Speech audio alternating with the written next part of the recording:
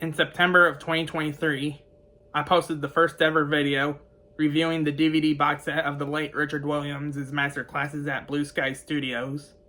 The box set that is famously known as the Animator Survival Kit Animated. Since then, I got 2 comments on that video asking for more details about the box set. In all honesty, I was new to the reviewing game at the time, so I didn't have a script to go by. Everything was on the spot. The only thing I did do to prepare for the video was read the book, go through the app, and watch the DVDs, so that they'd be fresh in my mind. But it didn't do much good to help the quality of the video. It was all half-baked. But now, 1 year later, I've learned from making my other videos. I reviewed an armful of animation books. And now, after extensive research and preparing, it's time to revisit the Animator Survival Kit. First off, we'll start with the book, because everything that we're talking about today came from this book. It was originally released on January 12th, 2002, with the expanded edition being released on November 5th, 2009. So technically, this year is the 15th anniversary of the expanded edition. Anyway, the book begins with Richard Williams' animator origin story, and I call it that because animation is a superpower if you treat it like one. With the following chapter going over the history of animation at the time the book was written, just like what Walt Disney's The Art of Animation did. After that, it begins to teach lessons on how to do animation.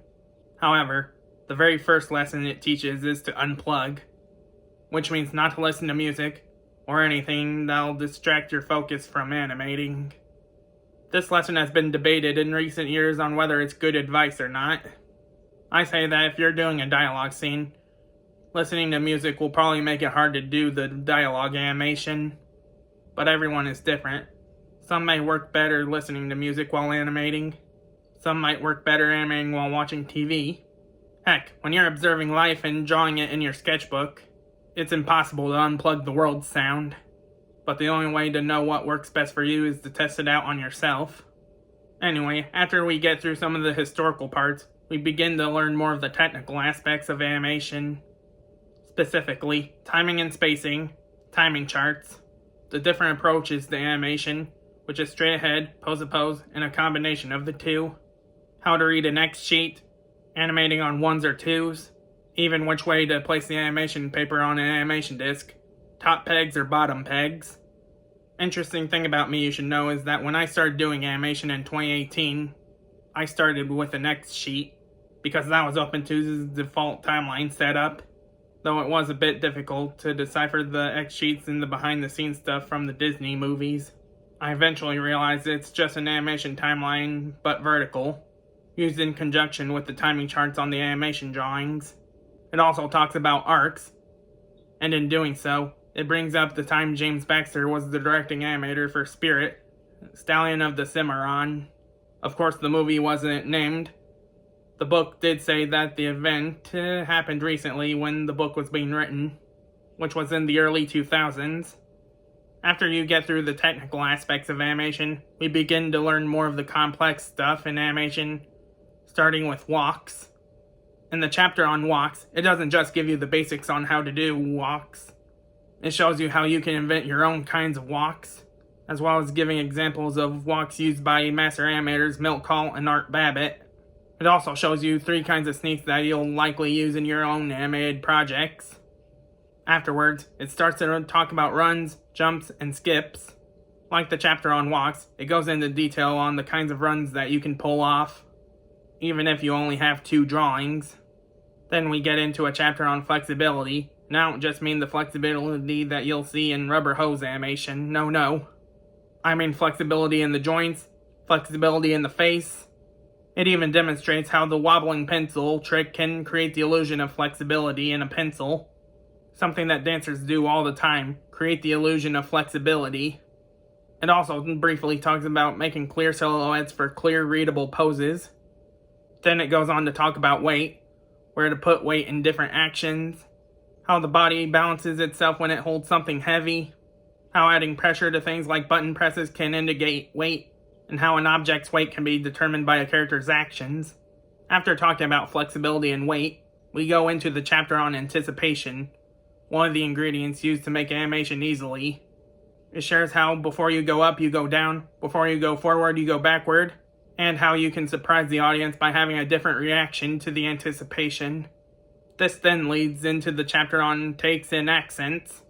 My video on how to easily animate anything was loosely based on this chapter, and it shows what kind of takes you can do outside of the ordinary facial takes, as well as hard accents, which bounces back after the accent has been hit, and is basically the same thing as an overshoot, and soft accents, which continues to move after the accent has been hit, but that begs the question, what would medium accents be? Then we get into the chapter on timing, staggers, waves, and whips.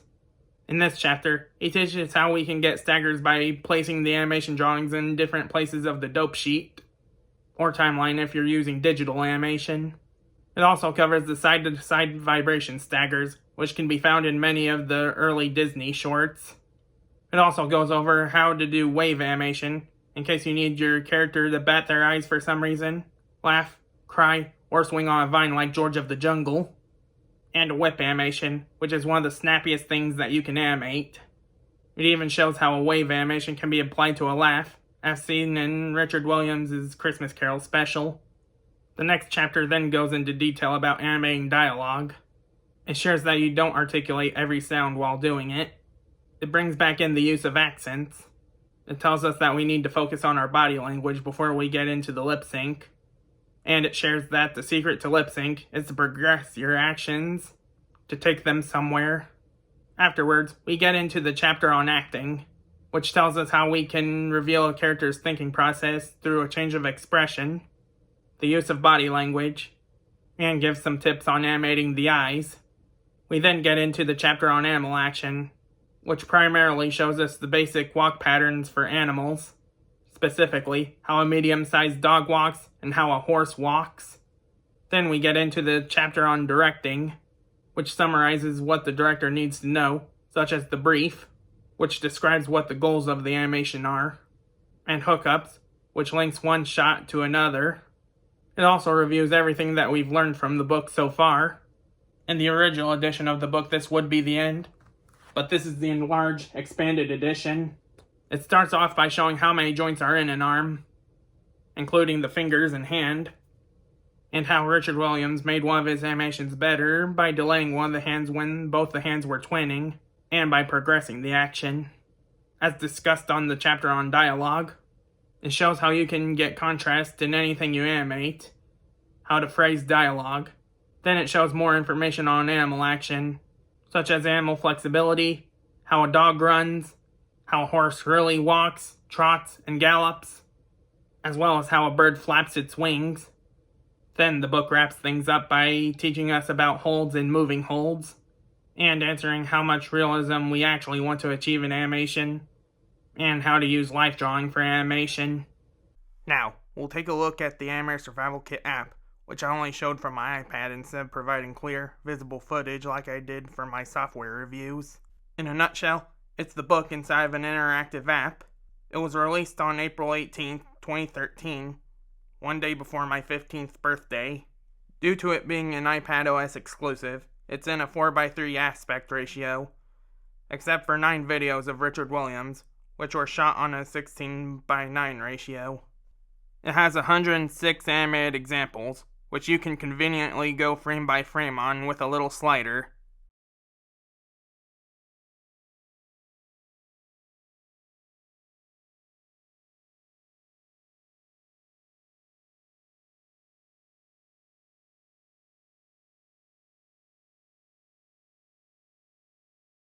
And if there's a specific part of the example you want to check out, there are little buttons that can take you to that part of the example.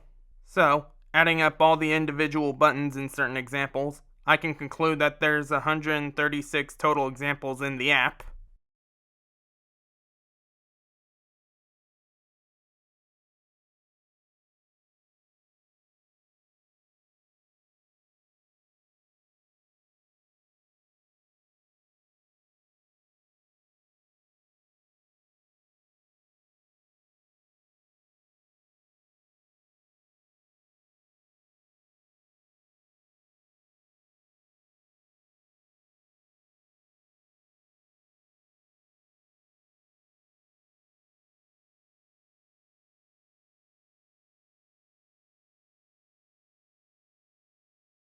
It also comes with 4 additional videos, 2 of them being Richard Williams' short film Circus Drawings and Silent Film, which also come with introduction videos by Richard Williams, one of them being the intro animation that you see when you first open the app, and a promotional video for the DVD box set, which also has an introduction video.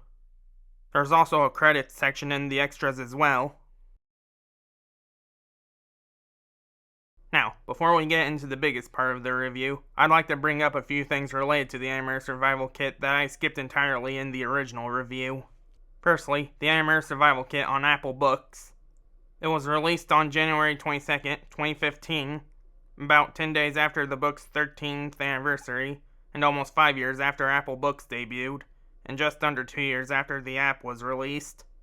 Unlike the app, this version has the ability to be used on the iPhone. Being an ebook version, the videos don't have the functionality of going frame by frame, or looking at specific examples within each example.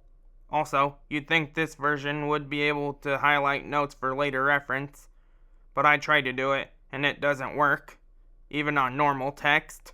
The ironic thing about this is that you'd think this would be better, but the app has more quality of life features, such as being able to find the video examples with a video tab, which also functions as bookmarks in a way. Then there were the 4 mini-books of the Animator Survival Kit, including runs, jumps, and skips, flexibility and weight, walks, and dialogue, directing, acting, and animal action. These mini-books came out August 5th, 2021, all in time for the book's 20th anniversary, and are basically the books separated into smaller books. From what I heard, the only new thing in these books are new introductions written for each of these books, all written by Richard Williams before his unfortunate passing. If you already have the book, you can probably live without these, but for those who don't have the book yet, it begs the question, do the mini-books have every single thing that can be found in the original book? And now, it's time for the main event, the revisiting of the Animator Survival Kit Animated. As I talk, I'll show you everything about this box set. It was released on November 24th, 2008, the Monday before Thanksgiving of that year. As previously mentioned, the box set is said to have 456 animated examples, but I mentioned that some of them might be repeats. So, I went through every animated example and found that a handful of them are repeats. So, after rounding everything up, I discovered that there are about 390 unique examples. To be fair though, the repeats are mostly found in the 1st and 16th discs for preview and review purposes.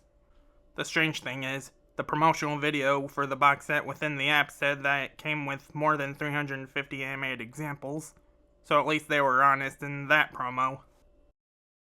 Also, remember that card that came with the box set, and I said it may or may not have been signed by Richard Williams? Well, it turns out that it actually was signed by Richard Williams, which means, while I didn't get to have my copy of the Animator Survival Kit signed by him, I at least still got his autograph. The masterclasses were filmed at Blue Sky Studios, best known for Ice Age, the film adaptation of Horton Hears a Who, Rio, and the Peanuts movie, long before Disney closed the studio down and replaced it with 20th Century Animation. I said before that the studio should have been made into a historical landmark, but I recently discovered Blue Sky Studio didn't own the building they were in.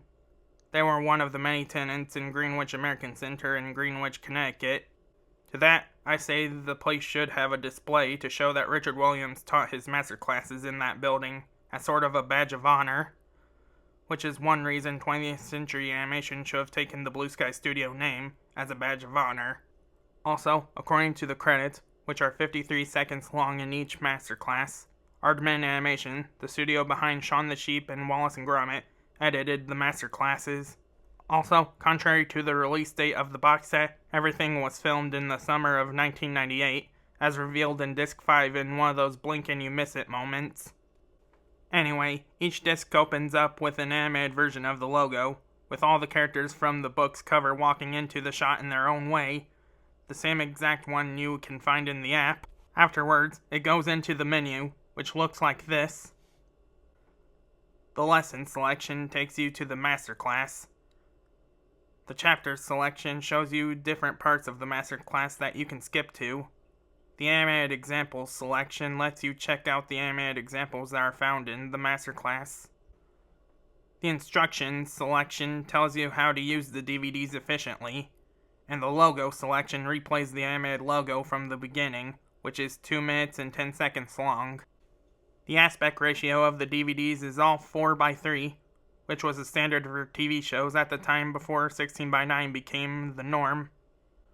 The classes run at 60 frames per second, except for the animated examples, and a few frame dips here and there. Disc 1 is basically a preview of what to expect from these classes, showing little examples that'll be in the later discs, but not actually teaching animation. It's kinda like on the first day of school, when you're finding your class for the first time, or classes depending on what kind of school you're currently in. Meeting the teacher, getting comfortable with your new surroundings as you're told what to expect from the class going forward, making new friends along the way, reconnecting with old ones from the previous year. Alright, let's get back to the review. Just like the beginning of the book, Richard Williams goes over his life as an animator, who he learned from, the importance of life drawing, the infamous unplugged lesson that's been up for debate in recent years, and a little bit of what's taught in the Advancing Backwards to 1940 chapter. This masterclass is 28 minutes and 21 seconds long. Keep in mind though that while the classes are different in length and content, the intro and end credits are the same length. Disc 2 goes into timing and spacing, and continues what Disc 1 left out in the Advancing Backwards to 1940 chapter. Specifically, the difference between timing and spacing, a little history on the timing charts, even and uneven spacing, and while it covers what the chapter on spacing covers, it also shows other ball bounces not found in the book, such as a bowling ball and a bubble. It also talks about arcs, how much work you should leave for the assistant, and how assistant work is volume control. Also, if you look closely, it appears Richard Williams has a prototype copy of his book that he references during his lectures.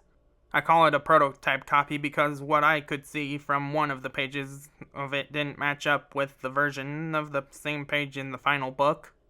This masterclass is 29 minutes and 45 seconds long.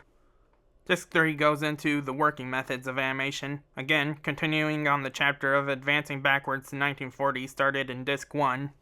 Basically, the lesson starts by talking about keys, extremes, breakdowns, and in-betweens.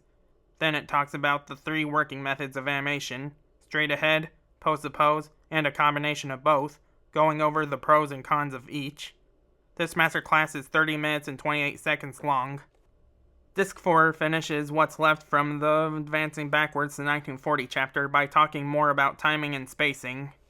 It starts by talking about the numbering system used for dope sheets, then talks about when you should use 1s or 2s, why you should use 1s for panning animations, and how you use perspective for spacing. It also talks a bit about head turns, mistakes that beginning in-betweeners would make, squash and stretch, soft hits and hard hits, having contacts with your jumps, how you should focus on the timing first, and how you should test as much as possible. This masterclass is 30 minutes and 48 seconds long. Disc 5 starts to give you the building blocks for building walks. Rhyme intended. During the lecture, Richard Williams shares footage he shot of people and animals walking, including a bird with a limping walk. Rough animations of some of the characters in the logo are also shown. Just like the chapter this lecture is based on, it shows how to plan a walk in perspective, what walks on different beats look like, and how to build a walk. It also touches on breaking joints. Also, remember when I said the masterclasses were filmed in the summer of 1998? Well, if you look closely at one of the students' notes, it says June 27th, 1998, which is the blink and you'll miss it moment that I mentioned earlier. This masterclass is 40 minutes and 21 seconds long. Disc 6 continues where the previous lesson left off, but now it's talking about flexibility in walks. It begins with a demonstration on how to do a double bounce walk, and shows a pencil test of the fox from the logo, who was doing a double bounce walk. Also, it clears up that the only reason Milt Kahl stopped using reference for animation is because he used it for 35 years, and he didn't need it anymore. This lesson also shows how to give a walk more personality in a variety of ways. Also, there's a lesson on adding weight to a walk. This masterclass is 35 minutes and 14 seconds long. Disc 7 continues the chapter on walks with sneaks, as well as talk about runs and animal action, Just like at the end of the chapter on walks, the lecture starts with a lesson on the 3 kinds of sneaks, and demonstrates how too much action in too little time can hurt the animation. Then, we get into the lesson on runs, showing various runs that work. It also shows how we can force the perspective on runs, and how the speed of a run can increase the amount of lean it has. We then get into animal action, which is taught earlier here than in the book or app. In addition to teaching what's in the chapter on animal action, and what information on animal action is taught in the expanded edition of the book, an 8-legged walk, specifically a spider walk, is taught, as well as a butterfly wing flap, 2 lessons that never made it into the book. However, if it's any consolation, Richard Williams' son, Alexander Williams, has a lesson on 8-legged walks on his YouTube channel, as well as a video talking about the butterfly lesson. This masterclass is 36 minutes and 24 seconds long. This gate teaches how to loosen things up with flexibility. This lesson starts by stressing the importance of the breakdown drawing in achieving flexibility in animation.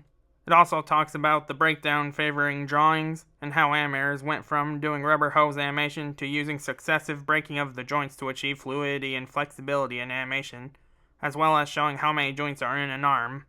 This masterclass is 38 minutes and 31 seconds long. Disc 9 covers overlapping action, follow-through, weight, and the moving hold. The difference between overlapping action and follow-through is that overlapping action is one part moving at a time.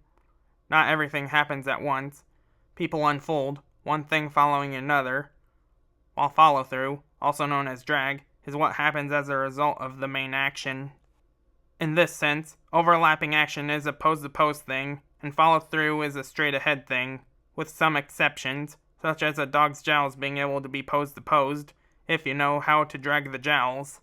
Then, it teaches how to create the illusion of weight in animation. The action has to tell how heavy an object is. It also shows the contrast and change lesson from the expanded edition. It later shows how to stop movement convincingly, which leads into the lesson on moving holds. This masterclass is 33 minutes and 46 seconds long. Disc 10 teaches takes, which can be one of the simplest ways to begin learning how to do character animation, since it mostly requires only 4 poses, with in-betweens of course. But there are ways you can make it look more interesting, such as adding a head shake between the anticipation and accent poses, or adding flailing arms if it's a whole body take. It also briefly talks about the plausible impossible, which was not a principle of animation because it's the overall goal of animation, according to Mike, the webmaster of the Frankenolly website. It also briefly talks about elongated frames, otherwise known as smear frames, used to simulate motion blurs, which was also covered in Advancing Backwards to 1940. This masterclass is 36 minutes and 4 seconds long. Disc 11 covers vibrates, also known as staggers. Just like in the book, the lesson teaches the 2 stagger formulas, the back and forth vibration and the side to side vibration. It shows how you can apply these vibrations to laughs, diving planes, trembles, snores, etc. While it was only lightly touched upon in the book, this class shows how the side to side vibration can have both sides cross paths. This masterclass is 25 minutes and 10 seconds long. Disc 12 talks about anticipation and accents. The lesson begins by showing how anticipation is used, and how invisible anticipation can give snap to a movement. Afterwards, the lesson goes over the 2 different kinds of accents: hard accents, which bounces back and is the equivalent to an overshoot, and soft accents, which continues to move. It also brings up the take again, to demonstrate how to find the extra position. It also demonstrates the whip and wave actions shown in the book, and how they're applied to things like the Tiny Tim laugh from Richard Williams' Christmas Carol special. This masterclass is 41 minutes long. Disc 13 is part 1 on the lesson on dialogue. It starts by telling you not to articulate every sound in dialogue. Instead, phrase it with as few positions as you can, without opening the mouth twice. It also shows how many phrases can share the same lip sync. Part of this lesson shows how you pop open to a vowel. It also shows how flexible our faces really are, even if our skulls remain rigid, and drives home the point that squash and stretch can also be known as distension and compression. It also brings up how body accents, head accents, and hand accents are all part of dialogue. This masterclass is 41 minutes and 9 seconds long. Disc 14 continues where Disc 13 left off on dialogue. This part delves deeper into the accents that make up dialogue. It shares when you should hit the accents for dialogue, how you should be animating your dialogue on the level, how people are either predominantly showing their bottom teeth or top teeth, as well as the story of how Richard Williams met Vincent Price. The biggest part of this lesson is the secret of dialogue, which is progressing the action. It also shows how symmetry can be used to establish a character being authoritative. If you need to lip sync to fast dialogue, this lesson says to animate it on ones. This masterclass is 43 minutes and 10 seconds long. Disc 15 covers directing and performance. The director's job is to hold everything together so the animator can give the performance. The 3 rules for directing are all to be clear, but in today's day and age, in serialized animated storytelling, it's rare to see anything clearly. There's always a sense of ambiguity. This lesson covers the brief, which is a description of what exactly the animation is supposed to look like, and the necessity of research. And for the performance part of this lesson, why it's important to use clear silhouettes, and to put a change of expression where the audience can see it. In a brief talk on character design, the importance of contrasting characters is discussed. Hookups, the connection between 2 animated shots, also get discussed, as well as eye darting and other eye-related animations. The lesson then finishes off with using bar sheets, the other old-fashioned equivalent to an animation timeline, to animate to music, as well as the rough version of the logo animation. This masterclass is 46 minutes and 12 seconds long. Disc 16 wraps up everything by reviewing everything we've learned throughout the entire box set. It shows the steps taken for animation, from the storyboards, then the animatic, also called the Leica reel because the boards would be shot on a Leica camera back in the day, then the planning drawings, then everything from key positions to in-betweens. After teaching everything in this box set, Richard Williams says there's no more to teach, and tells those who ask him to teach them how to put all the ingredients together in their animation stew to put it in their own stew. That's what all the Tony White books are good for, helping you put that stew together. Speaking of stew, now that it's fall, it's officially soup and stew season. This masterclass is 20 minutes and 32 seconds long, and when you put it all together, that's a total of 9 hours and 26 minutes and 53 seconds of animation masterclasses, with an additional 14 minutes and 1 second when you add up the end credits from each class, and 2 minutes and 10 seconds more if you add the intro replay at the starting of the first masterclass. With there being 16 discs, and it taking 4 of them to get through one of the chapters, I believe it's safe to believe that these discs were meant to be watched in a span of 4 days, with 4 classes on each day. Also, one last thing before we move on. It was brought to my attention that people on eBay or other shopping websites have been selling bootleg copies of the box set. So, to help you figure out if you got a bootleg version of the box set, and to combat this from happening to others, I took the best photos I could to capture the writing at the center of each disc, which has a link to the website, so you can see what it's supposed to look like. If you haven't purchased the box set yet, and are wanting to, just play it safe and get it from the official website. Some of you might be feeling hesitant on spending a lot of money on these discs, but you still want to learn from these masterclasses. Well, to those who fit in that category, I have something to share with you. In January of 2025, the masterclasses will be available for streaming on the Bloomsbury Video Library for Institutions via subscription and perpetual licenses. For those who aren't affiliated with an institution, or are students needing individual access as part of your course, access to the individual masterclasses and the full set of masterclasses will be available via subscription during the summer of 2025.